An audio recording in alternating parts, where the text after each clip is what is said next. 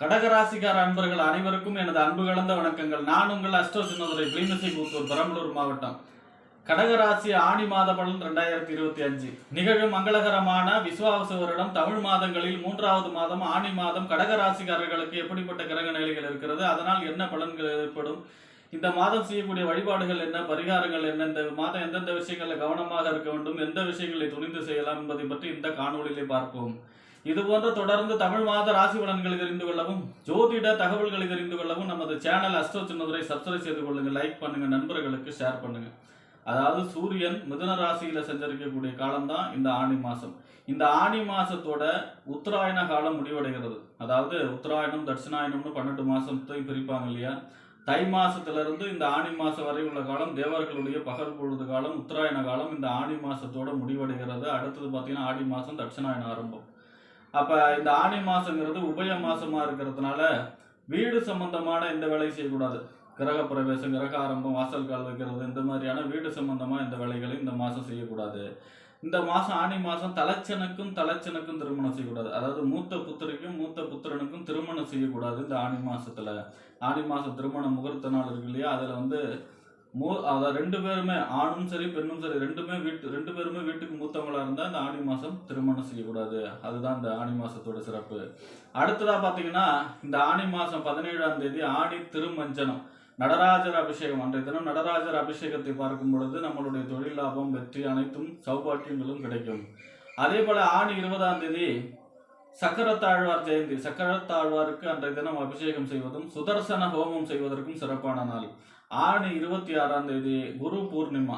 குரு பூர்ணிமாங்கிறது அவரவர்களுடைய குருமார்களை சென்று அவர்களுடைய ஆசீர்வாதம் வாங்குவதும், பெரிய பெரிய மகான்கள் குருமார்கள் அவர்களுடைய ஜீவசமாதி சென்று வழிபட்டு அவர்களுடைய அருளாசி பெறுவதற்கும் மிக சிறப்பான நாள் குரு பூர்ணிமா, ஆணி 26ஆம் தேதி. ஆக இப்படிப்பட்ட சிறப்பு வாய்ந்த இந்த ஆணி மாசத்திலே கடகராசியை பொறுத்த வரைக்கும் உங்க ராசிக்கு 2ஆம் இடம், வாக்கு, தனம், குடும்பம், வருமானம் சொல்லக்கூடிய 2ஆம் இடத்து அதிபதி சூரியன் 12ஆம் இடத்திலே மறைந்து இந்த மாதம் முழுவதும் இருக்கிறார். பொதுவா 2ஆம் இடத்து அதிபதி 12ல மறைகிறார்னா குடும்பத்தில் உள்ளவர்களுக்காக அதிகமாக செலவு செய்யக்கூடிய அமைப்பு இருக்கிறது. அதே போல பாத்தீங்கன்னா 12ஆம் இடத்துல சூரியன் மறைனா அரசுக்காக செலவு செய்யக்கூடிய அமைப்பு, உங்களுடைய குடும்ப உறுப்பினர்களுடைய நலனுக்காக செலவு செய்யக்கூடிய அமைப்பு, குடும்ப உறுப்பினர்களுடைய மருத்துவ செலவு செய்யக்கூடிய அமைப்பு, இந்த மாதிரி செலவுகள் அதிகப்படுத்தக்கூடிய அமைப்புல இருக்கிறது 2ஆம் இடத்து அதிபதி சூரியன் 12ல. செலவுகளை கட்டுக்குள் வைக்க வேண்டும். அடுத்ததா பாத்தீங்கன்னா உங்க ராசிக்கு 3ஆம் இடம், இளைய சகோதர ஸ்தானம், முயற்சி ஸ்தானம், வெற்றி ஸ்தானம், ஒப்பந்தம், கையெழுத்து, கீர்த்தி சொல்லக்கூடிய 3ஆம் இடத்திற்கும் 12ஆம் இடம் என்று சொல்லக்கூடிய அயன, சயன, போகஸ்தானம், விரயஸ்தானம், வெளிநாடு சம்பந்தமான ஸ்தானத்துக்கு அதிபதி புதன் 12ஆம் இடத்திலேயே ஆட்சி பெற்று சஞ்சரிக்கிறார். எத்தனாம் தேதி வரைக்கும்னா 8ஆம் தேதி வரைக்கும். பொதுவா ஆட்சி பெற்று கிரகம் சஞ்சரிப்பது 12ல நன்மை. அவர் 3ஆம் இடத்து அதிபதியும் அவர் தான். 3ஆம் இடத்து அதிபதி அவர் 12ல சஞ்சரிக்கிறார்னா இளைய சகோதரருக்காக செலவு செய்யக்கூடிய அமைப்பு, அதாவது ஒப்பந்தம், கையெழுத்து, அதுக்காக செலவு செய்யக்கூடிய அமைப்பு. அதே மாதிரி பத்திரப்பதிவு, வீடு இடம் வாங்குறதோ அல்லது விற்கிறதோ அதற்காக செலவு செய்யக்கூடிய அமைப்பு, இந்த மாதிரியான செலவுகளை கொடுக்கக்கூடிய அமைப்பாக இருக்கும். 12ஆம் இடத்து அதிபதி 12ஆம் இடத்திலே ஆட்சி பெற்று சஞ்சரிக்கும் பொழுது. ஆனா 8ஆம் தேதிக்கு அப்புறம் உங்க ராசியிலே சஞ்சரிக்க போகிறார். அப்போ 3ஆம் இடத்து அதிபதி புதன் ராசியில சஞ்சரிப்பது யோகம். நம்ம ஃபர்ஸ்ட் எடுக்கக்கூடிய முயற்சி எல்லாமே 3ஆம் இடம். அப்ப எடுத்த முயற்சி அனைத்தும் வெற்றி பெறக்கூடிய அமைப்பு, இளைய சகோதர வழி அனுகூலங்கள், ஆதாயங்கள் பெறக்கூடிய அமைப்பு, புதிய ஒப்பந்தம், கையெழுத்து எல்லாம் கிடைக்கக்கூடிய அமைப்பு, உங்களுடைய கீர்த்தி, புகழ், அந்தஸ்து, கௌரவம் உயரக்கூடிய அமைப்பு. ஆனாலும் 12ஆம் இடங்கிறது நம்ம ஹாஸ்பிட்டல்ல படுத்திருக்கிறது, அதுதான் 12ஆம் இடம். அதாவது ரொம்ப நாளா பெட்ல தங்கி இருக்கிறது 12ஆம் இடம். ஆரோக்கியத்தில் அக்கறை செலுத்த வேண்டும். எலும்பு, அதாவது நரம்பு, தோல் சம்பந்தமான ஆரோக்கிய குறைபாடுகள் எதிர்ப்பதற்கு வாய்ப்பு இருக்கிறது. ஆரோக்கியத்தில் அக்கறை செலுத்த வேண்டும். அடுத்ததா பாத்தீங்கன்னா உங்க ராசிக்கு 4ஆம் இடம், அதாவது பாத்தீங்கன்னா வீடு, வண்டி, வாகனம், மனை, தாயார், சொத்து, சுகஸ்தானம் என்று சொல்லக்கூடிய சுகஸ்தானம் 4ஆம் இடத்திற்கும் 11ஆம் இடம் என்று சொல்லக்கூடிய லாபஸ்தானம், மூத்த சகோதர ஸ்தானம், அதே போல அபிலாஷைகள் பூர்த்தியாக கூடிய இடம். இந்த 4க்கும் 11க்கும் உடையவர் யார் அப்படின்னா சுக்கிரன். சுக்கிரன் உங்க ராசிக்கு 10ஆம் இடத்துல சஞ்சரிக்கிறார் 15ஆம் தேதி வரை. 10ஆம் இடங்கிறது என்ன, தொழில், புகழ், அந்தஸ்து, கௌரவம். இப்ப இந்த 10ஆம் இடத்துல சுக்கிரன் சஞ்சரிப்பது யோகம். கலைத்துறையில் உள்ளவர்களுக்கு மாபெரும் வெற்றியை தரக்கூடிய அமைப்பாக இருக்கும். அதே போல 4ஆம் இடத்து அதிபதி 10ல சஞ்சரிக்கிறார்னா இந்த ரியல் எஸ்டேட் தொழில் செய்பவர்களுக்கு யோகம். வாகனத்தை தொழிலாக செய்பவர்களுக்கு யோகமான காலம். டிரான்ஸ்போர்ட், அதே போல் பார்த்தீங்கன்னா சொகுசு வாகனம், டிராவல்ஸ் நடத்துகிறாங்க இல்லையா, அவங்களுக்கெல்லாம் யோகமான காலம். அதே போல் பார்த்தீங்கன்னா தாயார் வழி அனுகூலங்கள் ஆதாயங்கள் பெறக்கூடிய அமைப்பு. அதே போல பார்த்தீங்கன்னா 11ஆம் இடத்து அதிபதி 10ல சஞ்சரிக்கிறார்னா தொழிலில் வந்து பெரிய அளவு லாபம், தொழில் வந்து விரிவுபடுத்தக்கூடிய அமைப்பு, தொழிலிலே ஒரு என்ன சொல்றது படிப்படியான முன்னேற்றத்தை தரக்கூடிய அமைப்பாக இருக்கும். 15ஆம் தேதிக்கு பிறகு 11ஆம் இடத்து அதிபதி 11ஆம் இடத்திலே ஆட்சி பெற்று சஞ்சரிக்கிறார். அவர் தான் 4ஆம் இடத்து அதிபதி. அப்ப 11ஆம் இடத்து அதிபதி 11ஆம் இடத்திலே ஆட்சி பெற்று சஞ்சரிப்பது யோகம். 11ஆம் இடங்கிறது அபிலாஷைகள் பூர்த்தியாகக்கூடிய இடம்.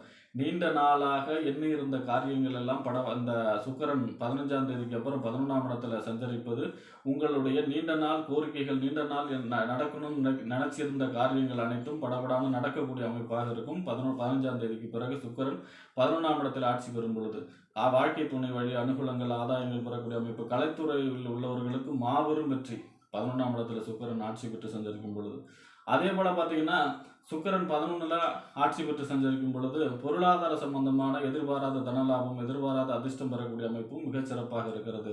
பூமி அசையா சொத்துக்கள் மூலமாக லாபம், வாகனத்தின் மூலமாக லாபம், புதிய வாகனம் வாங்கக்கூடிய அமைப்பு, சொகுசு வாகனம் வாங்கக்கூடிய அமைப்பு, இல்லைனா உங்கள் பழைய வாகனத்தை போட்டுட்டு புதுசாக வாகனம் வாங்கக்கூடிய அமைப்பு, கட்டிய வீட்டை வாங்கக்கூடிய அமைப்பு, இந்த மாதிரியான யோக பலன்களை சொல்லிக்கொண்டே போகலாம். 11ஆம் அதிபதி 11ஆம் இடத்துல சுக்கிரன் ஆட்சி பெறும் பொழுது 15ஆம் தேதிக்கு பிறகு.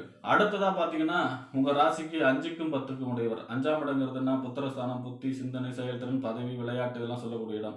10ஆம் இடங்கிறது தொழில், புகழ், அந்தஸ்து, கௌரவம்னு சொல்லக்கூடிய இடம். இந்த 5க்கும் 10க்கும் உடையவர் யார் அப்படின்னா செவ்வாய். செவ்வாய் உங்கள் ராசிக்கு 2ஆம் இடத்துல செஞ்சிருக்கிறார். வாக்கு, தனம், குடும்பம், வருமானம் ஸ்தானத்தில்.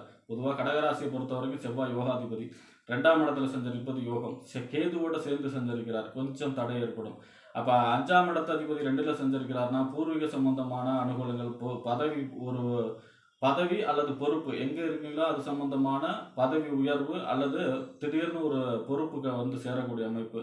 அதே போல் அதிர்ஷ்ட வாய்ப்புகளுக்கு பெருகக்கூடிய அமைப்பு, சுபகாரியங்கள் நடக்கக்கூடிய அமைப்பு. 5ஆம் இடத்து அதிபதி 2ல் இருக்காருன்னா குடும்பத்தில் சுப நிகழ்ச்சி. ஏற்கனவே 2ஆம் இடத்து அதிபதி 12ல் இருக்கார் இல்லையா, குடும்பத்தில் சுப நிகழ்ச்சி நடந்து செலவு வரணும் அப்படிங்கிற அமைப்பில் தான் இருக்குது. அப்போ பார்த்தீங்கன்னா 5ஆம் அதிபதி 2ல் இருக்கும்போது குடும்பத்தில் சுப நிகழ்ச்சிகள், குடும்பம் மகிழ்ச்சியாக இருக்கக்கூடிய அமைப்பு. 10ஆம் இடத்து அதிபதி 2ல் இருக்காருன்னா தொழிலில் அதிக அளவு வருமானம் வந்து அதாவது வருமான ஸ்தானம் 2ஆம் இடம், தொழில்ங்கிறது 10ஆம் இடம். 10ஆம் இடத்து அதிபதி 2ல் இருக்காருன்னா தொழிலில் அதிக வருமானம் வந்து குடும்பத்திலே செல்வ செழிப்பு ஏற்படக்கூடிய அமைப்பு, வருமானம் வரக்கூடிய அமைப்பு. அதே போல் பார்த்தீங்கன்னா கேட்ட இடத்துல கடன் கிடைக்கக்கூடிய அமைப்பு. அதே போல் உங்களுக்கு வர வேண்டிய பணம் வந்து சேரக்கூடிய அமைப்பு. இந்த மாதிரியான யோக பலன்களையே சொல்லலாம். செவ்வாய் வந்து உங்களுக்கு மிக அற்புதமாக இருக்கிறார். சுக்கிரன் அந்த மாதம் அதி அற்புதமாக இருக்கிறார். அப்போ சுக்கிரன் 11ஆம் இடத்துல 10-11ல் சஞ்சரிக்கிறார். செவ்வாய் வந்து பார்த்தீங்கன்னா யோகாதிபதி கடகராசியை பொறுத்த வரைக்கும் 5க்கும் 10க்கும் உடையவர் செவ்வாய் உங்கள் ராசிக்கு வாக்கு, தனம், குடும்பம், வருமானத்தில் சஞ்சரிக்கிறார். இப்போ கேதுவோடு சேர்ந்து செஞ்சிருக்கிறார். அப்படிங்கிறதுனால விநாயகர் பெருமானை வழிபாடு செய்வது சிறப்பு. இந்த மாதம் விநாயகரை வழிபாடு செய்யும் பொழுது அனைத்து தடைகளும் விலகி குடும்பத்தில் வருமானம் பிறகவும், அதே போல் குடும்பத்தில் சுப நிகழ்ச்சிகள் நடக்கவும், கொடுத்த வாக்கை காப்பாற்றக்கூடிய சூழ்நிலை உருவாகவும், குடும்பம் மிக மகிழ்ச்சியாகவும், வருமானம் நிறைந்ததாகவும், பொருளாதார சம்பந்தமான வளர்ச்சி சிறப்பாக இருக்கக்கூடிய மாதமாக கடகராசிக்காரர்களுக்கு இந்த ஆணி மாதம் அமையும் என்று கூறி விடைபெறுகிறேன். நன்றி, வணக்கம்.